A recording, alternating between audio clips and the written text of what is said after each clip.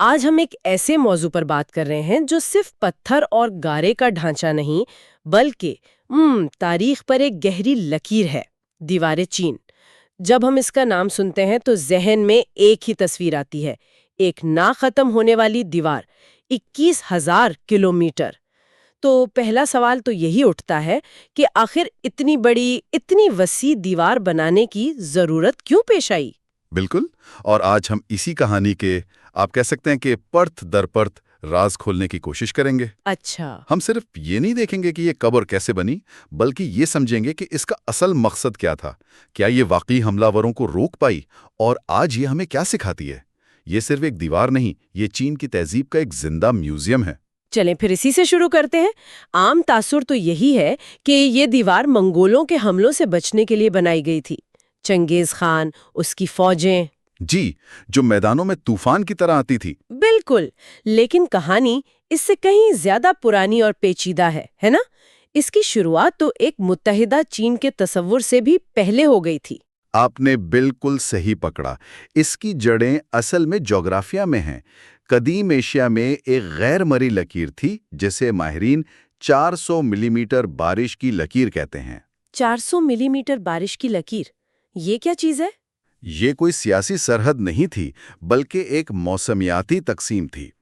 اس لکیر کے جنوب میں اتنی بارش ہوتی تھی کہ وہاں کھیتی باڑی ممکن تھی، شہر آباد تھے، اور اس لکیر کے شمال میں زمین بنجر کی، جہاں صرف خانہ بدوش قبائل اپنے جانوروں کے ساتھ گھومتے تھے۔ اچھا، تو یہ ایک طرح سے دو دنیاؤں کو الگ کرتی تھی، ایک زرعی اور ایک خانہ بدوش۔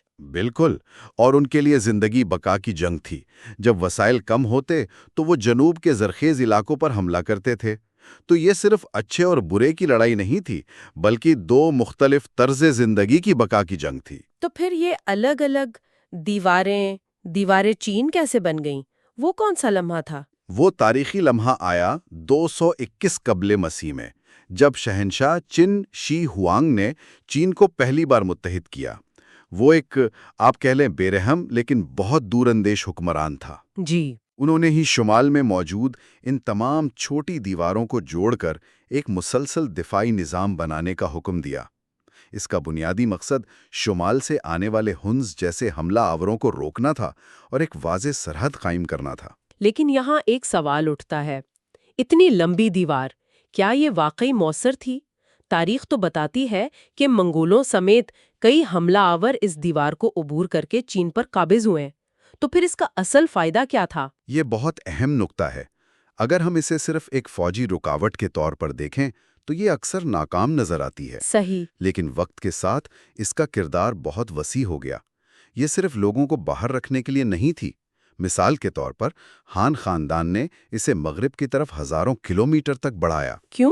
مشہور شاہراہ ریشم یعنی سلک روڈ کے تجارتی راستوں کی حفاظت کے لیے۔ یہ دیوار ایک طرح کی کسٹمز اور امیگریشن کی چوکی بن گئی۔ اچھا، تو یہ ایک تجارتی ٹول بھی تھا۔ یہ تو بہت دلچسپ بات ہے۔ جی ہاں، اس دیوار پر موجود دروازوں سے گزرنے والے ہر قافلے کی نگرانی کی جاتی، ان پر ٹیکس وصول کیا جاتا۔ مطلب یہ دیوار صحرا میں انتشار اور سلطنت میں نظم و ضبط کے درمیان ایک لکیر تھی۔ یہ صرف دفاعی لائن نہیں رہی، بلکہ ریاستی طاقت اور معاشی کنٹرول کی ایک بہت بڑی علامت بن گئی۔ اس منصوبے کا پیمانہ ہی ناقابل یقین ہے۔ اسے بنانے میں کیسی محنت اور کیسی انسانی قیمت لگی ہوگی؟ اس کی انسانی قیمت بہت بہت بھاری تھی۔ ابتدائی دیواریں آج کی دیوار جیسی نہیں تھیں۔ وہ زیادہ تر گارے یعنی مٹی کو کوٹ کوٹ کر پتھر اور لکڑی سے بنائی گئی تھیں۔ شہنشاہ چین کے دور میں اس کی تعمیر کے لیے ایک جبری فوج بنائی گئی، جس میں لاکھوں سپاہی، مجرم اور عام کسان شامل تھے۔ حالات اتنے سخت تھے کہ کہا جاتا ہے اس کی تعمیر کے دوران تقریباً 4 لاکھ لوگ ہلاک ہوئے۔ 4 لاکھ؟ یہ تعداد تو ہوش اڑا دینے والی ہے۔ مطلب یہ دیوار صرف ایک یادگار نہیں بلکہ ایک بہت بڑا قبرستان بھی ہے۔ یقیناً، بہت سی لوک کہانیوں میں آج بھی ان کارکنوں کا ذکر ہے جنہیں مرنے کے بعد اسی دیوار میں دفن کر دیا گیا۔ لیکن جو دیوار آج زیادہ تر سیاح دیکھتے ہیں